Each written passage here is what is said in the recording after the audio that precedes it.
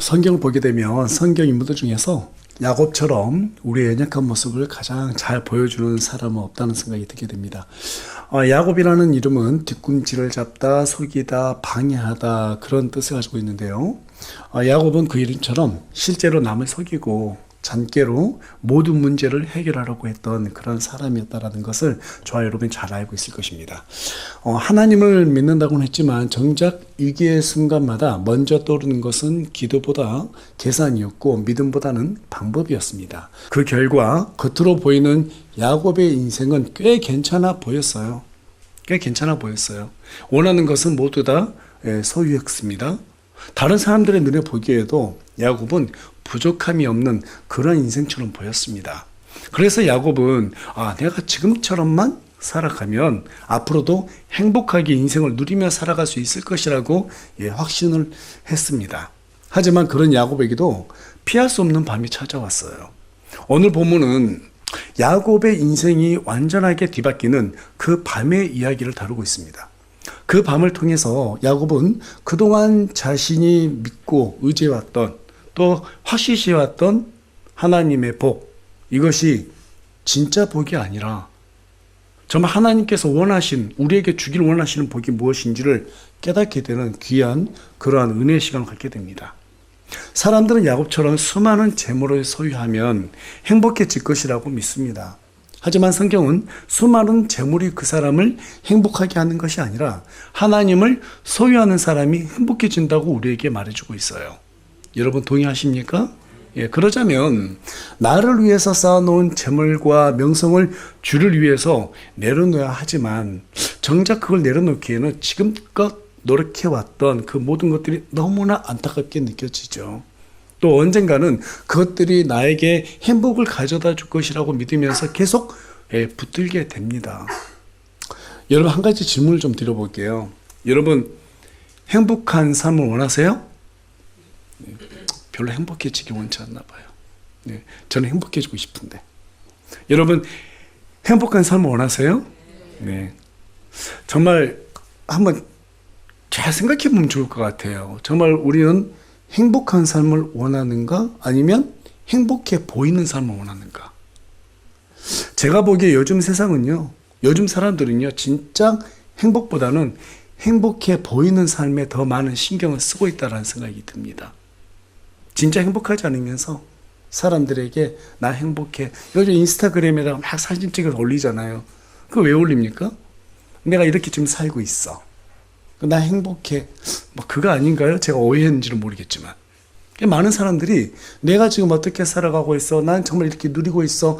이런 것들을 되게 가감없이 사람들에게 보여주기 원하는 것 같아요. 여러분 진짜 행복은 야곱처럼 많은 것을 가졌다고 생겨나는 것이 아니라 궁극적으로 내가 왜 이 세상에 존재하고 있는지 또 정말로 내가 왜 살아가고 있는지 그 목적을 깨닫는 데서부터 시작이 됩니다. 여러분 그것은 하나님을 만나야지만이 알 수 있다고 성경 우리에게 말해주고 있어요. 하지만 하나님은 사람이 다른 것을 의지할 때 만나주지 않다라는 것입니다. 야곱처럼 인생의 깊은 밤이 찾아올 때 오직 하나님의 손길만이 유일하게 나를 구해줄 수 있는 빛이라고 인정할 수밖에 없는 그 상황에 직면했을 때 우리 하나님께서는 사람을 만나준다라는 거예요. 그때 저와 여러분은 하나님과의 인격적인 만남이 무엇인지를 알 수 있게 되고 그때부터 하나님과의 진짜 만남이 시작되고 또 전능하신 그 하나님을 소유하게 된 것입니다. 그래서 하나님은 우리 인생에서 깊은 밤을 허락하세요. 우리는 그 밤을 피하고 싶어 하죠. 하나님은 저와 여러분이 우상의 재물이 아닌 하나님을 소유하길 원하시기 때문에 사도행전 14장 22절은 야곱이 경험했던 그 밤을 반드시 우리가 통과해야 된다라고 말해주고 있습니다. 불편하죠? 불편하지만 사실이에요. 그렇다면 하나님 안 믿으면 고통을 겪지 않나요? 그런가요, 여러분? 세상 사람들은 고통이 없나요? 아니죠. 아니에요. 믿든지 안 믿든지 고통을 다 겪게 돼 있어요. 하나님은 모든 사람에게 고통을 허락해 주세요. 그리고 하나님을 더듬어서라도 찾길 바라세요. 그래서 그 고통을 안 믿는 자들에게도 때로는 허락하십니다. 따라서 하나님을 선택하는 것은 각자의 자유이지만 모든 인생은 하나님이 허락하신 깊은 밤을 피할 수가 없습니다. 그래서 오늘은 피할 수 없는 밤이라는 주제를 가지고 저와 여러분이 함께 말씀을 나누길 원합니다. 오늘 말씀을 나눌 때 삶의 고통이 곧 하나님께서 우리를 부르시는 음성이라는 사실을 깨닫고 감사하게 되는 그런 어떤 은혜의 시간이 되기를 간절히 소망합니다. 오늘 본문을 이해하려면요, 야곱의 이야기를 상상력을 좀 동원해서 우리가 이해할 필요가 있어요. 야곱은 사냥을 다녀와서 정말 배고파서 막 기진맥진해 있는 그런 형 에서에게 팥죽 한 그릇 갖다가 내가 너에게 해줄 테니까 네가 가지고 있는 장자권을 자신에게 넘겨라, 이렇게 말하죠. 에서는 그 제안을 가볍게 여기고 팥죽 한 그릇에 장자권을 팔아버리고 말죠. 그게 대수롭지 않다고 생각했어요. 하지만 아버지 이삭은 아무리 에서가 그 장자권을 팥죽 한 그릇에 팔아 넘겼다 한다고 해서 실제로 그 장자권을 야곱에게 주려고 했을까 안 했을까요? 전혀 그런 생각이 없었어요. 허락해 줄 리가 없었습니다. 그것은 야곱도 알고 야곱을 사랑했던 어머니 리브가도 알고 있었어요. 그래서 야곱의 어머니 리브가는 나름대로의 전략을 짰죠. 야곱이 에서인 것처럼 몸에 이렇게 털도 붙이고 해가지고 아버지를 속이게끔 만들죠. 그렇게 해서 결국에는 야곱이 원하는 그 장자의 축복을 야곱이 받아 누리게 됩니다. 이 사실을 알게 된 에서는 야곱을 죽이고자 했고, 야곱은 어머니의 말에 따라서 죽음을 피하기 위해서 외삼촌 라반의 집으로 도망가게 되죠. 그런데 외삼촌 라반은 야곱보다 한 수 위였어요. 한 수 위였어요. 뛰는 사람 위에 나는 사람이 있다고 하잖아요. 라반이 바로 그렇게 나는 사람이었습니다. 아무리 야곱이 꾀를 잘 쓰고 사람을 잘 속인다 한들 하나님은 그보다 더한 사람을 외나보다 해서 만나게 하시죠. 결국 야곱의 인생은 라반에게 속아서 20년 동안 그 집에서 노예생활을 하게 되죠. 그럼에도 불구하고 야곱은 하나님의 은혜로 외삼촌의 딸 둘과 자녀들과 수많은 양떼와 소떼를 얻어서 아주 부유하게 됩니다. 그런데 라반이 계속해서 야곱을 속이고 나중에는 야곱이 크게 번성하자 크게 시게 하게 되죠. 이런 상황에서 야곱은 가족의 안전을 위해서 또 독립하기 위해서 하나님의 지시를 받고 몰래 라반으로부터 떠나서 아버지의 집이 있는 가나안 땅으로 향하게 됩니다. 자, 이 시점에서 오늘 저와 여러분이 읽은 본문 32장이 시작이 되는 거예요. 야곱은 아버지의 집 가나안으로 하나님께서 가라고 하셨을 때 형 에서를 만나서 20년 전에 자신의 잘못했던 그 과오를 해결해야 된다라고 생각을 했습니다. 그래서 에서를 직접적으로 만나기로 결심을 했어요. 자, 그런데 문제가 뭐였냐면 종이 달려오더니만은 에서가 혼자 오는 게 아니라 400명의 군대를 끌고 온다라는 거예요. 이건 무슨 말이죠? 여전히 20년 전에 야곱을 정말 죽이고자 했던 마음, 또 실질적으로 창세기 28장 가서 보면은 아버지가 돌아가시면은 반드시 죽이겠다, 그런 마음을 품었다라고 말해주고 있어요. 여전히 그 분노가 풀리지 않는 상황이라고 야곱은 충분히 그렇게 생각했을 것입니다. 몹시 당황스러웠어요. 그래서 야곱은 어떻게 쓰든지 간에 형 에서의 화를 풀어줘야겠다. 그렇지 않으면 가족들도 그 다음에 자신이 가지고 있는 모든 것들이 온전하지 않겠구나, 다 날아가고 없어질 수 있겠구나. 그래서 나름대로 깨를 낸 게 뭐였냐면 많은 가축과 재물을 갖다가 5무리로 나눠서 순차적으로 보내고 마지막으로 처자식을 보내는 것이었어요. 자, 그렇게 행한 뒤에 이제 야곱이 야복강에서 홀로 남게 됩니다. 홀로 남겨진 야곱은 극도의 두려움과 불안감에 휩싸이게 됐어요. 어떻게 할 수가 없었어요. 멘탈이 붕괴됐어요. 어떻게 하면 좋지. 자신의 힘으로는 절대로 극복할 수 없다라는 생각 때문에 낙심하게 됐습니다. 그때 야곱은 하나님의 도우심만이 유일한데 내가 살아갈 수 있는 길이겠구나, 자신을 구원할 수 있겠구나, 그런 생각을 떠올렸습니다. 하지만 야곱은 어떻게 하나님의 도움을 구해야 될지를 몰랐습니다. 왜 그랬을까요? 그동안 야곱은요, 필요할 때 하나님과 흥정하는 것을 하나의 기도라고 생각했었거든요. 그것만이 자신을 구하는 어떤 비결을 생각했는데 이번에는 자기 혼자 남겨져 있잖아요. 자기 하나님과 흥정할 수도 없는 상황이었어요. 자신이 소유하고 있는 그 모든 것들이 내가 하나님과 흥정할 수 있는 어떤 토대가 전혀 되지 못했습니다. 정말로 야곱이 어떤 믿음을 가지고 있었는가? 그 증거가 창세기 28장 20절과 21절에 기록되어 있는데요. 자, 저와 여러분이 다 같이 한 목소리 읽어보겠습니다. 시작. 야곱이 맹세로 선하여리되 하나님께서 나와 함께 하셔서 내가 가는 이 길에서 나를 지키시고 먹을 빵과 입을 옷을 내게 주사 내가 평안히 내 아버지 집으로 다시 오게 하시면 주께서 나의 하나님이 되실 것이요. 여러분, 이게 글자를 그냥 쑥 읽고만 지나가 버리면 그냥 그러는 것 같다 이렇게 생각할 수 있는데 이 내용을 자세히 한번 분석을 해보세요. 지금 무슨 말을 야곱이 하고 있어요? 주께서 나의 하나님이 되시려면 내가 가는 이 길에서 나를 지켜주셔야 됩니다. 먹을 빵도 주셔야 되고 입을 옷도 주셔야 되고요. 그 다음 내가 평안히 아버지의 집으로 다시 돌아오게 해주셔야 됩니다. 반대로 말하면 무슨 말이에요? 그렇지 않으면 하나님은 내 하나님 아니에요. 지금 이 말이잖아요. 지금 조건을 달았지 않습니까? 철저하게 지금 현재 야곱은 종교인의 삶을 살아가고 있는 거예요. 하나님과 흥정하면서 정말로 그렇게 해주지 않으면, 조건을 달아주지 않으면 내 하나님 아니에요. 지금 이렇게 생각한 어린 아이와 같은 그런 종교인의 삶을 살아가고 있었단 말이에요. 여러분, 기독교인은 하나님을 위해서 존재합니다. 하지만 종교인들은 자신들을 위해서 존재하는 거예요. 자신들을 위해서 하나님 찾는 거예요. 우리가 정말 하나님의 그리스도인이라면, 참된 그리스도인이라면 하나님의 영광을 위해서 그분의 능력을 구해야 되는데 그렇지 않은 사람들은요, 자신을 위해서 하나님의 능력을 구하는 거예요. 이게 바로 종교인과 기독교인의 가장 큰 차이점이라는 것입니다. 지금 현재 야곱은 종교인의 삶을 살아왔고 여전히 그 종교인의 껍데기를 입고 있는 상태에서 하나님의 도우심 발휘했기 때문에 어떻게 하나님을 찾아야 될지 몰랐던 거예요.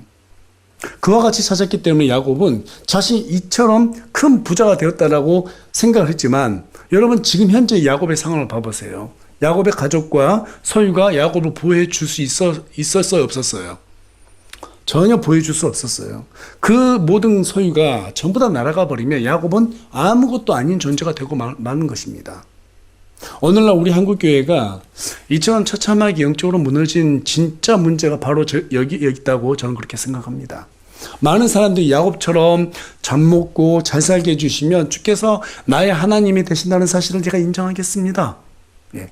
그렇게 기도하면서 하나님과 흥정을 하고 있어요. 그래서 오늘날 수많은 그리스도인들이 하나님을 급할 때만 찾습니다. 필요할 때만 땡겨 쓰는, 마치 대출처럼 그렇게 인식을 하고 있는 것 같아요. 하나님을 배우고 그분을 찾는 시간에 내가 돈 한 푼 더 버는 것이 현명하다, 지혜롭다, 그렇게 지금 사람들은 생각하고 있습니다. 지금 이대로 열심히 살면 더 나은 인생을 살아갈 수 있을 것이라고 하는 그런 확신 속에 차 있어요. 그래서 여러분 어떻게 살고 있어요? 일에 파묻혀 살고 있습니다. 가족과 인간관계 속에서 위를 얻으려고 살아가고 있어요. 너무너무나 바쁘게 살아가고 있습니다. 그렇죠? 이 시대 가운데 마귀가 쓰는 전략이 무엇이냐면 바쁘게 만드는 거예요. 지금 얼마나 많은 과학이 발달했습니까? 과거에는 세탁기도 없었잖아요. 뭐 전자레인지 뭐 이런 게 어디 있었어요? 오븐 이런 게 어디 있었습니까? 지금은 빨래도 세탁기가 다 해주잖아요. 그렇죠? 요즘은 설거지도 전부 다 기계가 해줘요.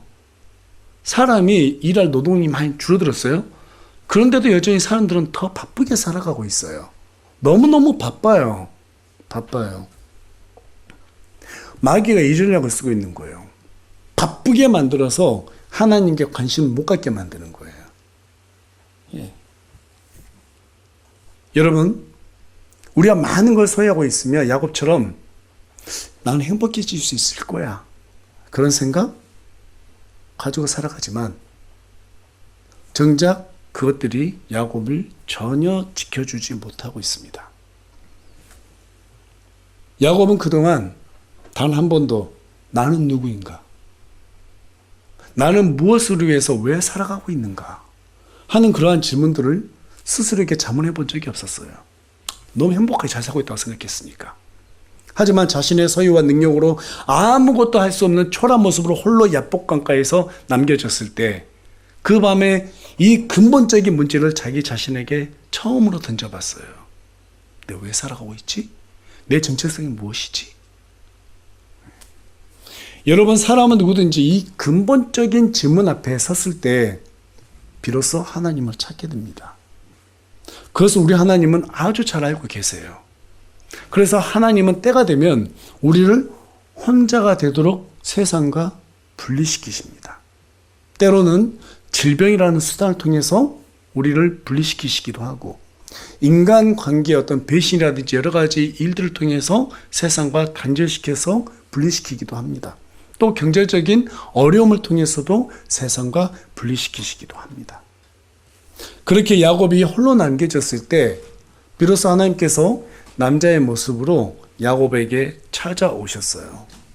하나님이 야곱에게 친히 찾아왔다라고 하는 것은 야곱이 하나님을 찾을 때까지 기다리셨다는 거예요. 자신을 찾을 때까지 기다리셨다는 거예요. 우리 하나님은 우리가 필요할 때 언제까지나 기다리고, 우리가 찾을 때는 찾을 때 우리에게 나타나 주시는 분이세요. 비록 우리 눈에는 보이지 않지만 하나님께서는 그렇게 일을 하시는 분이세요. 여러분 믿으십니까? 아담이 죄를 지었을 때 하나님께서 찾아오셨습니다. 모세가 사람을 죽이는 큰 죄를 짓고 미디안 광야에 가서 40년 동안 살면서 혼자 그렇게 넉넉히 살고 있을 때 하나님께서 모세를 찾아가셨어요. 사무엘이 홀로 외롭게 그렇게 살아가고 있을 때 하나님께서 사무엘을 찾아와 주셨어요. 여러분, 나이가 많고 적고 그것과 상관없이 하나님이 필요해요. 이렇게 우리가 요청한다면 하나님께서는 언제든지 기다렸다는 듯이 우리에게 찾아오시는 분이십니다. 그게 우리의 유일한 위로가 되는 거예요. 그렇게 야곱에게 하나님께서 찾아오셨을 때 야곱은 기다렸다는 듯이 그분을 붙들고 축복해달라고 요원합니다. 놓으라고 말해도 소용이 없어요. 너무나 간절하기 때문에 야곱은 그분이 하나님께서 보낸 사람으로 생각하고 확신하고 밤새도록 매달렸어요. 놓으라고. 야, 좀 놔. 못 놔요. 이제 우리 성경은 씨름했다고 말하는데 그 씨름이라고 하는 것이 뭐 삿바잡고 씨름한 게 아니고 못 놓는다는 거예요. 축복해 줄 때까지 하나님 제발 좀 저 좀 살려주세요.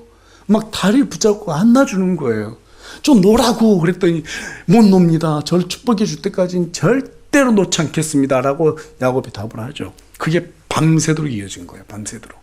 얼마나 간절했던지. 지금까지 야곱은 하나님의 말기를 자신이 필요한 것들을 제공해 주는 힘 정도로만 생각했는데 하나님을 붙들 때요, 모두 그것들이 아무것도 아니라는 것을 알게 되었습니다. 하나님과 대면했던 그 밤에 야곱은 이전의 야곱이 아니었어요. 완전히 달라져 버렸어요. 이전까지 야곱이 바랬던 축복은 편안하게 먹고 마시는 평안한 삶이었지만 그 모든 것이 결정적인 순간에는 자기를 지켜주지 못한다는 사실을 깨닫고, 이를 통해서 야곱이 진짜 복은 그러한 것들이 아니고 전능하신 하나님 곁에 붙어 있는 거구나. 그것을 깨달았어요. 그래서 야곱은 하나님만 붙들면 살 수 있다라고 하는 사실을 본능적으로 깨닫게 되었습니다. 그때 여러분 중요한 건 뭔지 아세요? 야곱에게 처자식에 대한 생각을 잃어버렸다는 거예요. 자신의 소떼, 양떼, 그 수많은 종들 다 잃어버렸다는 거예요. 심지어는 자기를 좀 두렵게 만드는 에서조차도 전부 다 잊어버렸어요. 그냥 하나님만 붙들었어요. 오직 하나님과 자신의 관계만 생각했어요. 저와 여러분의 문제는 우리를 괴롭히는 어려운 일들이 아닙니다. 진짜 문제는 하나님과 우리와의 관계입니다. 맞습니까? 예. 하나님과 우리의 관계만 좋으면은요, 어떤 어려움들도 다 해결이 될 수 있어요. 그 사실을 깨달았을 때 하나님은 야곱에게 물어보시죠. 네 이름이 무엇이냐? 이름을 몰라서 그렇게 여쭈었던 것은 아니고, 이 말은 무슨 말이냐면 네가 어떤 사람이냐? 네가 도대체 무엇을 위해서 존재하고 있느냐? 그런 의미에서 이름을 불렀던 거예요. 그때 야곱은 자신의 이름을 말하죠. 저는 야곱입니다. 여러분, 근데 야곱이라고 하는 이름의 뜻이 뭐라고 그랬어요? 뒤꿈치 잡는 자. 자기 형 에서 뒤꿈치 잡고 태어났잖아요. 또 속이잖아요. 뒤꿈치 잡고. 형이 장자권을 못 받도록 방해했잖아요. 그래서 방해하는 자. 그 이름 뜻대로 이렇게 살았어요. 근데 더 이상 야곱은 그런 이름의 뜻으로 살아가는 야곱이 아니었어요. 완전히 바뀌었다는 것을 하나님께서 아셨어요. 이제 정말 소유가 아니라 하나님만 붙들어야 되겠구나. 그래서 우리 하나님께서 아셨어요. 그래서 이름을 바꿔주죠. 너 더 이상 야곱 아니야. 이스라엘이야. 이스라엘 뜻은 하나님과 겨뤄 이겼다는 뜻이에요. 진짜로 야곱이 하나님 이겼다는 말이 아니죠. 하나님이 여러분 유일하게 인간에게 이길 수 없는 조건이 한 가지 있어요. 그게 뭐냐면 약속이에요. 약속을 붙들고 기도하면 하나님께서 인간을 이길 수 없어요. 하나님은 거짓말쟁이가 될 수 없잖아요. 맞습니까? 그래서 하나님께서 우리에게 생명기를 통해서 주신 이 모든 약속을 붙들고 우리가 기도하면 하나님께서는 우리를 외면하실 수가 없어요. 아, 나 못 들었어. 이럴 수도 없어요. 우리가 하나님을 붙들고 기도에 응답받을 수 있는 유일한 조건은 무엇인가 하면 야곱처럼 내 힘으로는 안 됩니다. 하나님 그런데요. 약속하셨잖아요. 그 약속 지켜주셔야 되잖아요. 그걸 붙들고 기도하며 매달리면 하나님은 반드시 어때요? 내가 너한테 졌다. 그러면서 우리에게 응답을 해주시는 거예요. 야곱이 하나님을 뭐라고 붙들면서 씨름했을까요? 하나님, 저의 씨를 통해서 민족을 이루시고 그 민족을 통해서 메시아를 내겠다고 약속하셨잖아요. 그리고 저를 아버지의 땅으로 돌아오게 해주신다고 약속하셨잖아요. 그런데 지금 앞에 에서가 있습니다. 저를 죽이려고 달려듭니다. 예수부터 저를 건져내 주지 않으시면 하나님의 약속을 하나님께서 그 약속을 이룰 수가 없잖아요. 그 약속 지켜주세요. 그와 같이 저와 여러분이 정말 갈급한 심정으로 하나님의 약속을 붙들고 기도하면, 씨름하면 어떤 일이 생깁니까? 하나님을 경험하는 일이 생기는 거예요. 제가 이렇게 신앙생활을 해보니까 그냥 설교만 듣고서는 신앙이 성장하지 않는 것 같아요. 하나님을 경험해야지 성장하는 겁니다. 우리 하나님, 오케이, 좋아. 그런데 그 하나님이 정말 내 하나님일까? 내 하나님일까? 그냥 특별한 사람들에게만 하나님께서 어떤 영향 행사해 주시는 그런 하나님 아니실까? 나 같은 사람에게도 하나님께서 1대1로 찾아와 주실까? 다윗이라는 사람은 정말 대단한 사람이었으니까 하나님께서 찾아와 주셨겠지. 모세라는 사람 봐봐, 얼마나 위대한 사람이야? 아브라함이 그냥 사람이 아니었잖아. 이런 생각들 한단 말이야. 사도 바울 봐봐, 태어났을 때부터 얼마나 좋은 집안에서 태어났고 말도 잘하고 얼마나 개인적인 능력이 출중했어? 그러한 사람들한테 하나님께서 찾아오시는 거 아니야? 우리는 그렇게 생각할 수 있어요. 그런데 여러분, 우리의 위로가 되는 경우가 많아요. 성경에 오네시모라는 사람이 있죠. 종이었어요. 그런 사람에게 하나님께서 찾아가 주시잖아요. 베드로 어부였습니다. 마태 세리였어요. 맞죠? 그런 세상에서 보기에 보잘것 없어 보이는 사람, 그 사람들을 하나님께서 들어서 사용하셨어요. 저와 여러분은 하나님께서 이 하늘과 땅을 창조하시고 만물을 창조하시기 전에 우리를 이미 선택하셨다고 말씀하고 계십니다. 그리고 하나님의 경륜을 이루기 위해서 필요한 때에 저와 여러분을 지금 현재 이 땅에 보내셨고 이렇게 교회를 통해서 하나님의 일을 하게 만드셨어요. 그렇다면 하나님께서 우리에게 주신 이 약속은 특별한 사람에게 준 것이 아니고 우리에게도 그대로 적용되는 하나님의 약속이세요. 여러분 믿으세요? 네. 그게 우리의 존재감이 되어야 됩니다. 그래서 여러분 덴마크의 철학자 키에르케고르는 이런 말을 했죠. 기독교는 종교가 아니라 하나님을 만나는 곳이다. 우리가 왜 하나님을 경험하지 못하냐면 하나님을 찾지 않기 때문에 그래요. 하나님의 약속을 붙들지 않아서 그래요. 하나님의 약속을 붙들고 간절히 찾지 않기 때문에 그래요. 우리 마음속에 간절함이 없어서 그래요. 야곱처럼 먹고 살기 좋아요. 예. 평안해요. 하나님 찾아요, 안 찾아요? 안 찾아요. 안 찾아요. 나 지금 뭐 좋은데 왜 찾아? 그래, 기도하라고 그러니까 기도하지. 잠깐 뭐 예의상 5분 기도하고. 그냥 형식적인, 허리의식적인 그런 어떤 신앙을 유지하기가 너무 좋아요. 지금 이 세대가 그렇습니다. 여러분, 야곱이 자신을 위해서 살고자 했을 때 그와 같은 삶을 살았어요. 근데 이제 하나님을 진짜 경험했어요. 그리고 하나님께서는 분명하게 그때 그 자리에서 야곱에게 어떠한 계시를 주셨을 거예요. 너를 통해서 메시아를 낼 것이다. 그리고 너를 통해서 내가 분명히 너의 씨들을 통해서 이 세상을 구원할 수 있는 그 메시아를 통해서 너의 위로가 되어 줄 것이다. 이 말씀을 하셨을 겁니다.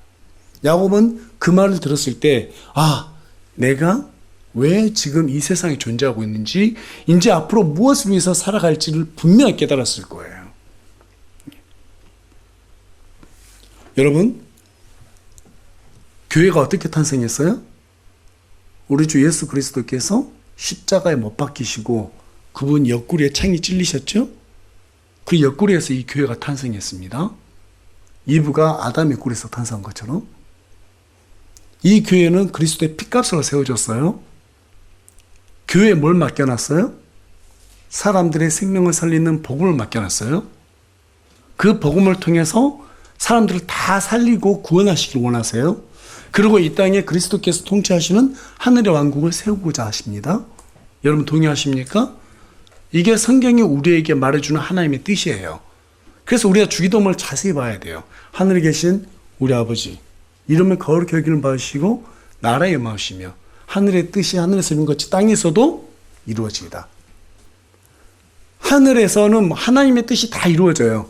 근데 이 땅은 지금 마귀가 점령하고 있죠. 죄 때문에. 그런데 이 마귀를 전부 다 멸하고 이 땅에서도 하나님의 뜻이 완전하게 이루어지는 그리스도의 왕국을 세우시길 원하세요. 그것이 지금 저와 여러분에게 맡겨졌다는 사실이에요. 이 땅에서 잘 먹고 잘 살고 좋은 옷 입고 평안하게 살고 그게 우리 인생의 목적이 아니고, 물론 여러분 잘 먹고 잘 살고 뭐 좋은 곳에 살고 다 좋아요. 그렇게 산다는 게 나쁜 게 아니에요. 하나님께서 은혜를 주시면 그렇게 살아야 것도 좋아요. 전혀 나쁘지 않습니다. 하지만 그게 우리의 목적이 되면 안 된다는 거죠. 하나님께서 우리에게 주신 그 많은 복들은 뭘 하라고? 이 땅에 하나님의 뜻을 구현하라고. 그것을 위해서 우리에게 다 주셨다라는 거예요. 우리의 생명도, 우리의 물질, 우리에게 주신 물질도, 심지어는 자녀들까지도. 그래서 우리가 자녀들 키울 때도 하나님의 뜻을 계속 아이들에게 가르쳐야 되고, 하나님이 원하시는 것이 무엇인지 계속해서 가르쳐야 되는 것이에요. 우리가 물질을 사용할 때도 하나님의 뜻을 위해서 물질을 사용하고 계속 그런 것들을 생각하고 살아야 돼요. 그렇게 했을 때 하나님께서는 저와 여러분을 선한 청지기로 부르신다는 사실입니다. 여러분, 하나님의 뜻을 위해서 살아가시기 바랍니다. 그것을 위해서 늘 기도하시기 바랍니다. 예. 요한일서 5장 14절 우리 다 같이 한 목소리로 읽고 오늘 말씀 마치기 원합니다. 자, 우리 다 같이 한 목소리 읽겠습니다. 시작. 그분 안에서 우리가 가진 확신은 이것이니 곧 우리가 그분의 뜻대로 무엇이든 구하면 그분께서 우리의 말을 들으신다는 것이라. 여러분, 우리가 하나님의 뜻을 위해서 구하면 하나님께서 반드시 우리의 말을 들으신다고 약속하셨어요. 저와 여러분이 교회 와서 가끔 혼자 이렇게 기도할 때요, 생각해 보셔야 돼요. 내가 하나님께 지금 구하고자 하는 것이 나를 위한 것인지 정말 하나님을 위한 것인지, 그 확신이 중요해요. 정말 나는 하나님을 위해서 이것을 구하고 있다면 더 이상 주저할 필요가 없어요. 우리 스스로 의심할 필요가 없어요. 하나님, 요한일서 5장 14절 말씀 붙들면서 하나님의 뜻대로 무엇이든지 구하면 주님께서 말씀을 들어주신다면서요. 이 말 들어주셔야 돼요. 저한테 이게 필요해요. 주님의 일을 하려면 필요해요. 주님께서 이 말씀을 들어주셔야 됩니다. 반드시 들어주세요. 반드시 들어주세요. 그러한 경험들이 쌓이면서 그게 우리의 뭐가 되는 거예요? 신앙이 되는 거예요. 신앙의 체력이 되는 거예요. 그러니까 신앙의 체력은요, 구원은 다른 사람을 통해서 우리가 받을 수도 있어요. 복음을 듣고 믿기만 하면 구원 받잖아요. 근데 신앙의 체력은 내가 운동해야지 길러줄 수 있어요. 하나님을 찾아야 돼요. 더 이상 세상에 갈급하게 살아가는 것이 아니라 야곱처럼 내가 하나님을 경험하고자 하는 그런 간절함이 저와 여러분한테 있어야 돼요. 그러려면 하나님의 소원을 우리 마음에 품으셔야 돼요. 무엇을 품으라고요? 하나님의 소원을 품으세요. 그 소원이 내 소원이 되게 하세요. 그렇게 했을 때 하나님과 우리는 하나가 되는 것입니다. 그렇게 하나가 되었을 때 하나님께서는 우리를 절대적으로 보호해 주시는 거예요. 야곱이 그와 같은 것을 깨달았을 때 하나님께서 에서의 마음을 녹이시고 어떻게 했어요? 바로 안전하게 보호해 주시고 그를 통해서 이스라엘이라고 하나 큰 민족을 세우고 메시아를 냈던 것처럼 저와 여러분을 통해서 이 세상에 하나님의 뜻이 구현될 수 있는 그러한 기반이 될 수 있을 것입니다. 하나님의 소원을 품으시기 바랍니다. 그리고 마지막으로 깊은 밤이 찾아왔을 때 그 밤에 낙심하지 마십시오. 하나님을 찾으라고 하는 메시지로 생각하시고 낙심하지 말고 하나님, 제가 하나님을 그동안 의지하지 못했어요. 좀 게으르고 나태한 신앙을 살았던 것 같아요. 하나님, 이번 계기를 통해서 제가 주님을 더 잘 찾는 그 고통 가운데서 그렇게 우리가 기도하는 게 그 고통의 길에서 빨리 벗어나는 길이에요. 그러면 하나님께서 또 우리를 붙들어 주시고 힘을 주십니다. 신실하신 그 하나님을 늘 잊지 마시기 바랍니다.